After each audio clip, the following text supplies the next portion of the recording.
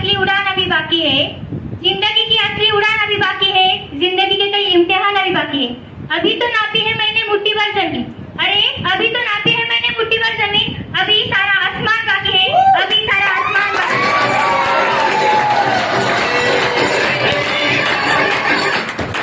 नमस्कार मित्रांनो, आज ज्याप्रमाणे तुम्ही इथे बसलात अगदी त्याचप्रमाणे हा प्रोग्राम मी पुण्यामध्ये गेले 9 ते 10 महिन्यापूर्वी बघितला होता, पिंपरी चिंचवड येथे, आणि तिथून एक डिसिजन घेतला हा बिझनेस करायचा।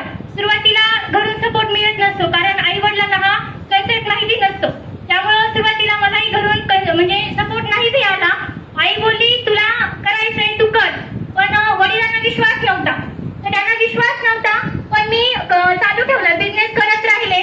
आणि नंतर शिक्रापूर इथे माझा ईगल म्हणून मान सन्मान झाला, त्यावेळी माझ्या आई वडिलांना तिथे घेऊन गेले, तिथे मान सन्मान झाला, तिथे लोकांना त्यांनी ऐकलं आणि त्यांना काही म्हणजे लक्षात आलं की नाही आपली जी मुली करते ना ते काहीतरी करत आहे, चांगलं काहीतरी होऊ शकतं इथं फ्युचर। त्यामुळे तेव्हापासून मला आई वडिलांचा सपोर्ट मिळाला। तर ह्या बिझनेस मध्ये मला आणणारे त्यांना विसरून कसं चालेल, तर ह्या बिझनेस मध्ये मला आणणारे माझे गुरु माझा भाऊ अविनाश प्रधान सर यांना मी अंतःकरणातून धन्यवाद बोलेन। तसेच मला वेळोवेळी सपोर्ट करणारे, हरपल मला ज्या माझ्या चुका होत्या ते दाखवून मला मॅडम असं नाही असं असतं असं करा असं मला वेळोवेळी सपोर्ट करणारे माझे great upline Sohel Shaikh sir यांनाही मी अंतःकरणातून धन्यवाद बोलेन।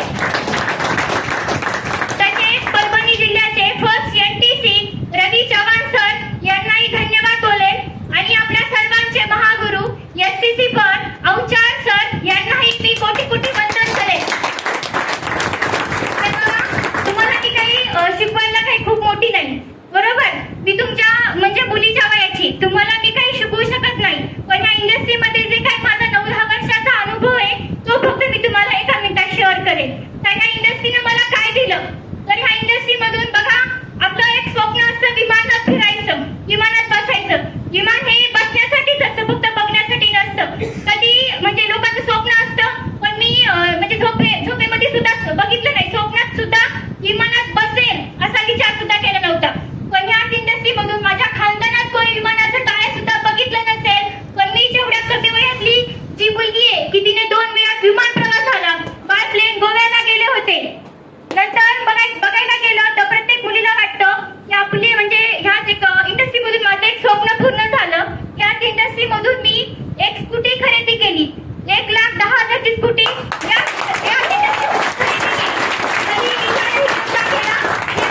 पूर्ण झाले। आणि बघा दर आठवड्याला म्हणजे 2-4 हजारचा चेक तर लागतोच, पण मागे काही 8 ते 10 दिवसापूर्वी माझा छोटासा ऍक्सिडेंट झाला होता, म्हणजे मी गाडीवरून पडले होते, तर 7 ते 8 दिवस मी घराची पायरी सुद्धा ओलांडली नाही, तरी सुद्धा त्या 7 ते 8 दिवसाचा चेक मला 3,500चा लागला। तर बघा म्हणजे गरीब परिस्थिती तर खूप बिकट आहे। मी लहानपणापासून बघते माझे आई वडील खूप कष्ट करतायत, आमच्यासाठी मरमर करतायत, पण मागे वळून बघितलं तर काहीच उरलेलं नाहीये। तर मी विचार केला आता मरमर करतच आहेत तर त्यांना आता म्हणजे किती दिवस त्यांना मरमर करायला लावायची।